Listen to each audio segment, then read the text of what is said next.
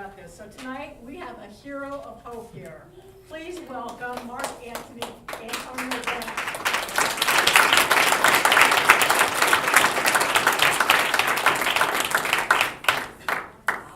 Thank you so much. Thank you. Well, I came here from Santa Monica, and I am so glad I'm here.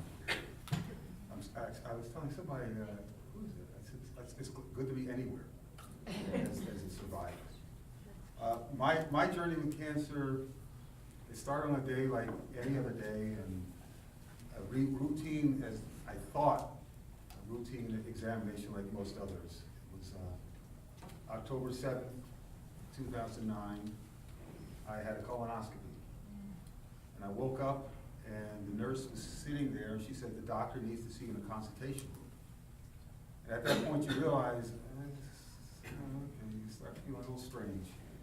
And so I got dressed, and my buddy Kyle and I went there to the consultation room, and the doctor was sitting there, and he had a sheet with a series of pictures on it. And those pictures, there was a sequence that was going up and up and up and up my colon, and you get something larger and larger and larger and larger. It was all gray with green speckles.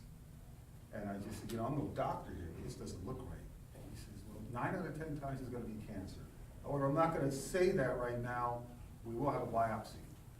And 2 days later, 3 o'clock that afternoon, I got the phone call. So, Mr. Grant, it's Dr. Yu, the biopsy is back. It is cancer. I'm very sorry. It was like 1 billion ants entered my body, all carrying ice cubes and shaking me uncontrollably. And at that point I realized it wasn't Brian Song, it wasn't Jimmy Valvano, it wasn't a plot line from some movie like Terms of Endearment, it was me. I was the one who had this disease. And my life took on a completely different direction than where I've been headed. And during that journey, even to this day, I had 2 ways of dealing with it. One, I borrowed in the back of my mind a scene from the final Rocky movie, Rocky Balboa. It was a great scene. His son was feeling mentally irregular about his station in life, and so he gave him this advice. He said, the world ain't all sunshine and rainbows. It's a mean and very nasty place. And I don't care how tough you are, it'll beat you down to your knees and keep you there permanently if you let it. Now you, me, or nobody's ever gonna hit as hard as life. But it ain't about how hard you can hit. It's about how hard you can get hit and keep moving forward. How much you can take and just keep moving forward. That's how winning is done. So every time I felt like I had an atomic bomb exploding inside of my stomach from the chemo, or when I would yawn and the chemicals that were in my tear ducts caused my eyes to burn, or the inside of my head felt like a punching bag, or I would try to take my meds in the morning, and some mornings the nausea would cause me to upchuck them right back out, and I still had to take and rinse them off in the sink and swallow them and just force myself to keep it down. Those were hits that I had to take and just keep on moving forward.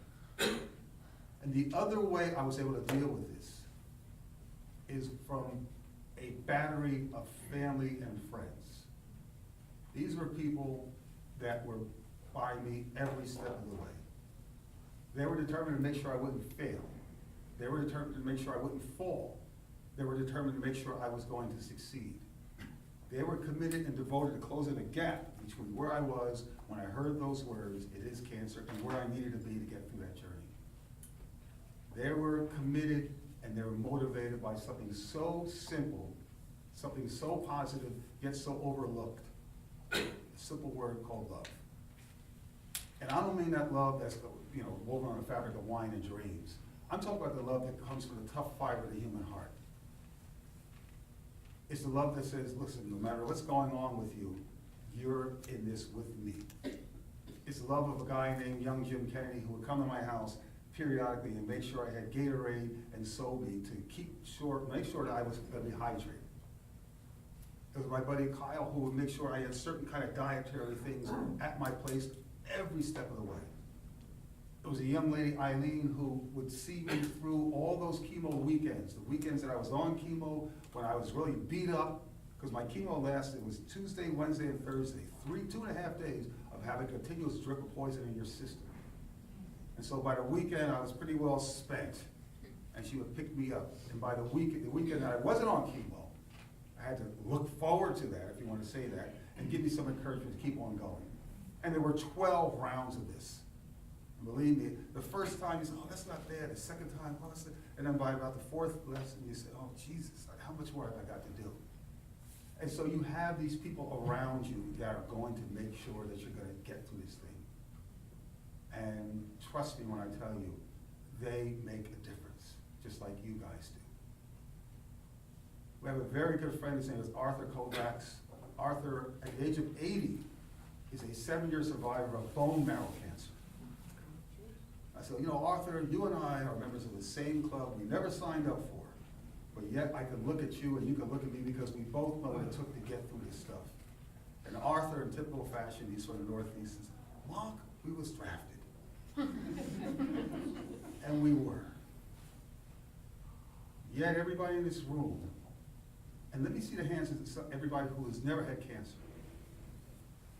Well, you all enlisted in that same army. And we as survivors so appreciate your enlisting in this army. We appreciate all the things that you do. We appreciate all the things that you bring to the table.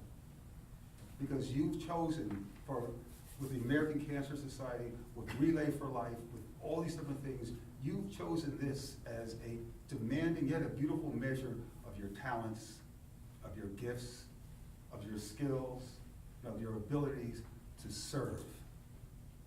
And I hope you all will continue to serve. You serve your families, you serve your faith, and you serve this country. We are a great nation. We may not be at our best, which is quite clear, but we still are the best that there is. And it's folks like you that help make us better.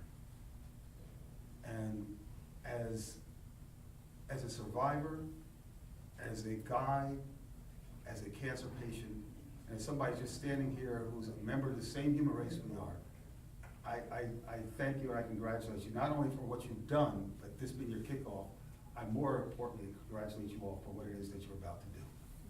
So thank you very much.